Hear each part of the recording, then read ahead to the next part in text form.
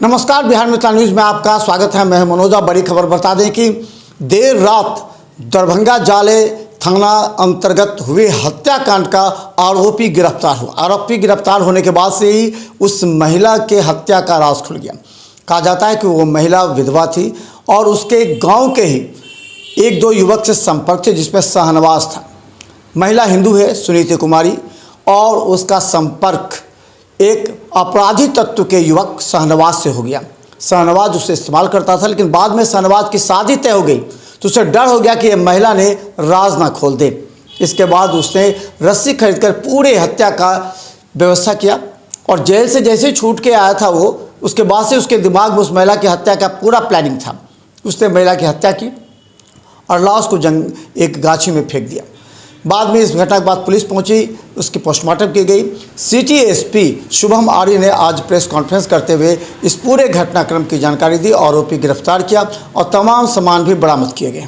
देखिए एक रिपोर्ट। दरभंगा जिला के जाले थाना अंतर्गत दिनांक 25 अगस्त की सुबह लगभग 7 बजे सूचना प्राप्त हुई कि काजी बहेड़ा गांव के लगभग 500 मीटर दूर एक महिला की जो लाश है, अधेड़ उम्र की महिला थी, उनका उम्र लगभग 45 से 50 के बीच में था। उनकी जो लाश है वो एक खेत के पास में जो वहाँ पर एक किसी लोगों ने देखी गई। इसकी तुरंत बाद में जो थाने की टीम थी वहाँ पर जाकर पहुँची और इस चीज़ का सत्यापन करना शुरू किया। सत्यापन उपरांत ये पाया गया कि जो महिला थी, महिला गाँव की थी, जिनका नाम था सुनीता चौपाल। उनकी उपस्थिति पिछली रात से नहीं देखी गई थी, वो तब से गायब चल रही थी। इसकी मामले की गंभीरता को देखते हुए इसमें एक एसआईटी टीम का गठन किया गया। एसआईटी टीम में अनुमंडल पुलिस पदाधिकारी जो थे 2 सदर 2, सीआई कमतौर, एसएचओ जाले और टेक्निकल टीम के जो सभी मेंबर्स थे, उन्होंने भी इसमें त्वरित रूप से अनुसंधान प्रारंभ किया।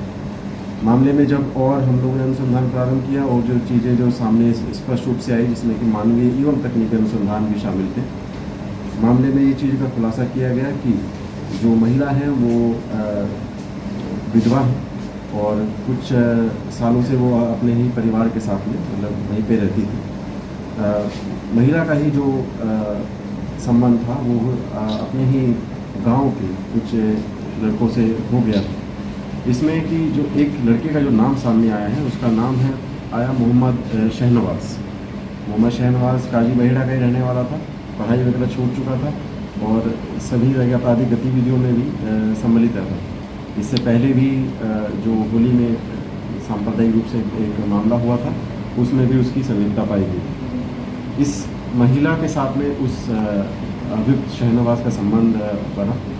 महिला ने उसको कई बार ये भी बोला कि हमारे साथ में आगे का जैसे आप संबंध हमेशा बनाते हैं, लेकिन शादी वगैरह उस तरह से कुछ नहीं करने की बात है। और इस संबंध में उससे बात भी बोली गई, तो शहनवाज ने इस चीज़ को सिरे से निकालते हुए ये बात बोला कि नहीं, तुम मुझे परेशान नहीं करो, क्योंकि मेरी शादी कहीं और पे तय हो गई।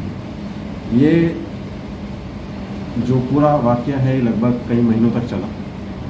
जेल से छूटने के बाद जब शहनवाज वापस आया तो महिला फिर से उससे बात करने लगी, लेकिन वो मृतक महिला को बोलने लगा कि नहीं, हमसे थोड़ा दूरी बनाओ। इसी क्रम में कई बार फिर भी इनके बीच में जो संबंध है वो स्थापित हुआ। लेकिन मामले में जब अब देखा जाए तो कुछ महीनों पहले से इनके बीच में जो है बातचीत होनी बंद हो गई। घटना के कुछ हफ्तों पहले से ये शहनवाज महिला के इस कंडक्ट से इसलिए परेशान होने लगा क्योंकि उन्हें लगता था कि महिला कहीं और जाके किसी को बता देंगी अगर, तो मेरी शादी जो है जो यहाँ पे कहीं और जगह लगी हुई है उसका वो टूट जाएगी। इसी संबंध में जब उनसे और पूछताछ की गई तो उन्होंने इस चीज़ का खुलासा किया कि इसी भय से हमने एक प्लान बनाया। प्लान के अंतर्गत उसमें एक जो एक बाज़ार है, बाज़ार में जब उस महिला से वो मिला तो उसको बुलाया कि आज हमें इस समय पे यहाँ पर मिलना। उसी समय ही बाजार से ही इसने एक रस्सी भी खरीदी, और उस रस्सी से खरीदी, और शाम में जब महिला वहाँ पर उस स्थल पर आई तो जैसे ही मौका इसने देखा, मौका मिलते ही इन्हें महिला का पहले एक गर्दन को झटके से मोड़ दिया, जिससे कि वो बेहोश हो गई और अचेत अवस्था में गिर गई। इसके बाद में ही उसी रस्सी का इस्तेमाल करते हुए उसका गला घोट दिया, जिससे कि महिला की जो है मृत्यु उसी वहीं पर ही घटनास्थल पर हो गई। जो अपराधकारी जो रस्सी थी उसको इसने छुपाने के लिए पत्थर से बांधकर नगर पास के एक तालाब में फेंक दिया।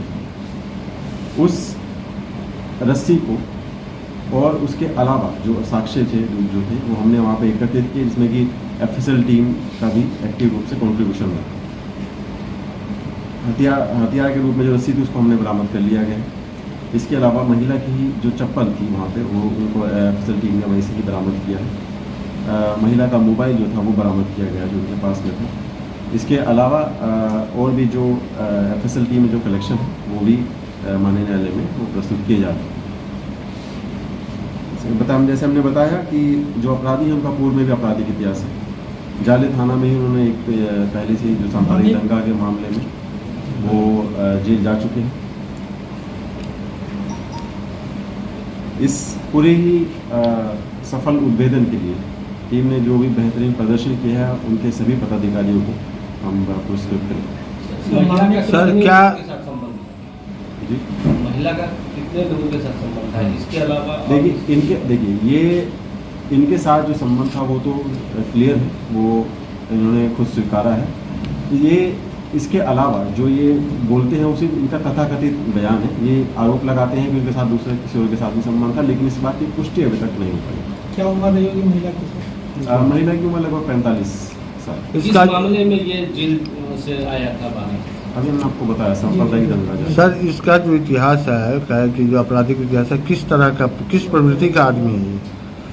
देखिए जिस तरीके से हम पूछताछ से भी जो चीज़ें क्लियर हुई, ये पढ़ाई वगैरह छोड़ चुका है, छोटे मोटे काम करता है और अपना वर्चस्व जमाने की कोशिश करता है गाँव उस समाज में भी। उस तरह की गतिविधियों में शामिल रहा है। पहले भी जो तुमने बताया जो मार्च में भी मामला हुआ था होली में, इसमें भी इसका एक्टिव कंट्रीब्यूशन था तनाव को बढ़ाने में। उस तरह की गतिविधियों में रहता है। मोबाइल का भी हमने इसका पूरा विश्लेषण किया, उसमें भी इस चीज़ का उल्लेख किया गया कि ये रैंडम महिलाओं को मैसेज भेजना, उनके साथ में संबंध बनाने के लिए उनको उकसाना, ये सब चीज़ें की गतिविधि